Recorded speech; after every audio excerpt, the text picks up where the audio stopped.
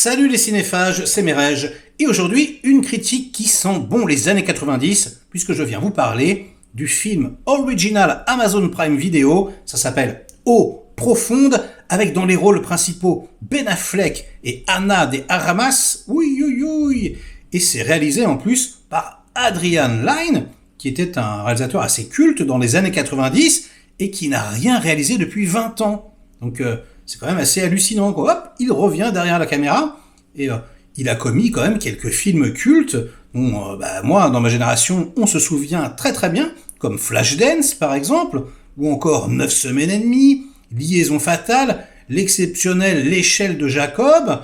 Bon, après il y a des trucs un petit peu moins bons, comme Proposition indécente ou le remake de Lolita, et son dernier film, Infidèle, je ne l'ai pas vu, donc je ne peux pas en parler, mais il n'a pas des critiques catastrophiques.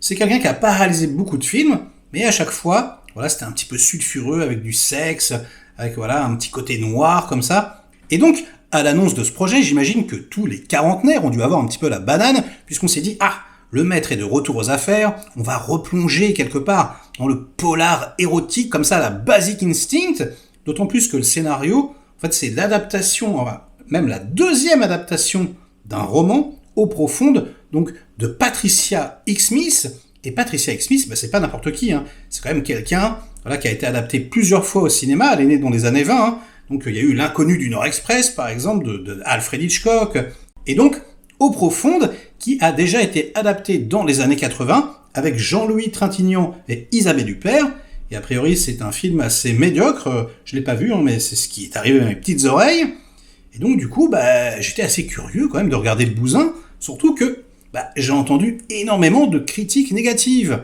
Et c'est vrai que le film, à mon avis, va complètement diviser. D'ailleurs, dans mon cercle d'amis, je m'en suis déjà rendu compte. Certains m'ont carrément dit « Mais comment est-ce qu'on peut filmer un scénario aussi pourri ?» D'autres m'ont dit « Ah non, mais moi je trouve ça super, j'ai adoré cette histoire de couple un peu sulfureuse comme ça. » Moi je me range plutôt dans la deuxième catégorie, mais c'est vrai que les péripéties sont un petit peu quand même capillotractées.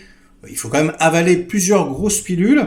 Et on a vraiment l'impression de revenir au bon vieux temps des années 90, vidéoclub comme ça, quand on se prenait des petits inédits, on savait pas trop ce que c'était, et puis finalement on passait un bon moment dedans, avec des stars, c'est juste qu'on n'avait pas vu les films.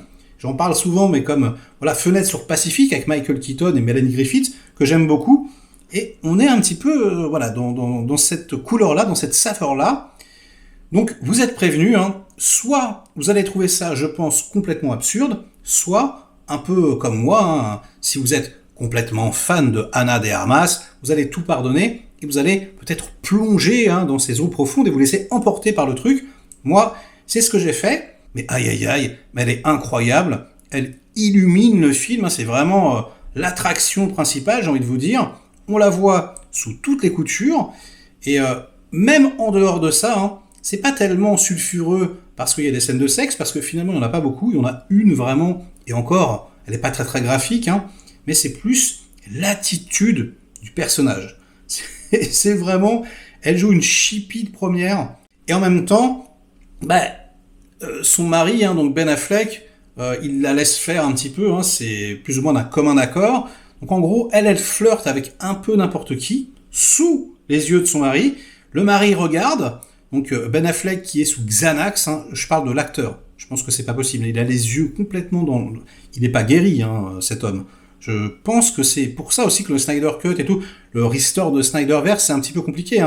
Tant qu'on aura un Ben Affleck comme ça, sans vie, je sais pas ce qu'il a, cacheton, alcool, c'est bizarre.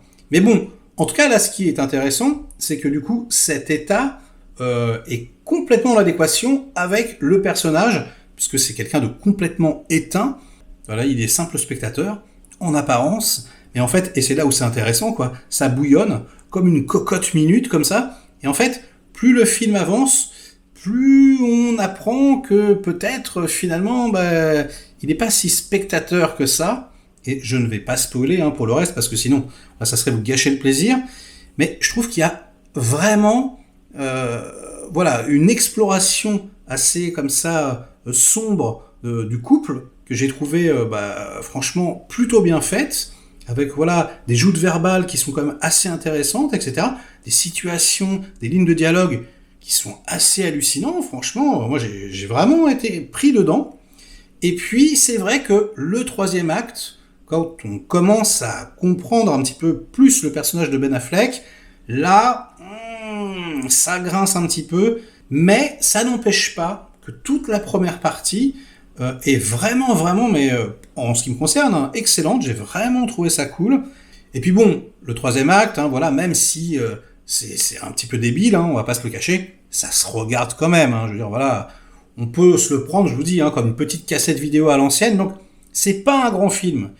Et c'est vrai que ça va diviser, parce que c'est vrai que Adrian Lyne, il a fait des grands films, il a fait de très grands films même. Donc là, de le voir revenir aux affaires, c'est même pas un film de grand-père, hein, c'est un film d'arrière-grand-père, le mec il a 80 ans. Voilà, il fait ça, on en attend beaucoup, puis on se retrouve devant un truc un peu mi-figue, mi-raisin. Donc je comprends qu'on puisse être vraiment déçu, je comprends même qu'on puisse détester, dire non mais attends c'est pas possible, il aurait pas dû revenir avec un film aussi médiocre. Mais ça dépend un peu de vos attentes et de votre sensibilité en fait, donc je vais tout de même vous le conseiller.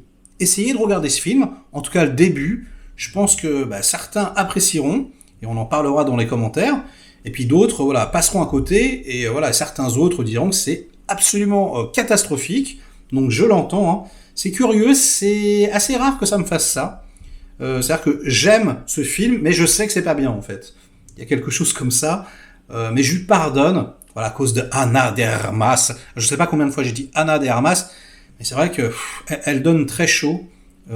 On a vraiment hâte de voir sa Marilyn, et dès qu'elle est là, elle illumine l'écran, quoi. Je suis assez fan de Ana, hein, je crois que je suis pas seul, donc rien que pour ça, vous pouvez tenter, vous pouvez vous laisser aller, hein. C'est pas grave, ça va pas vous manger. Et puis, sur ces bonnes paroles, j'ai envie de vous dire, ce sera la fin de cette critique. Enfin, de cet avis à chaud, hein, parce que je le rappelle quand même, je ne suis pas critique, hein, je ne suis qu'un petit acteur qui donne son avis. Donc likez cette vidéo si elle vous a intéressé, délikez-la sinon, inondez-moi de commentaires comme d'habitude pour faire marcher le petit robot YouTube, et nous on se retrouve très vite pour de prochaines aventures. Ciao.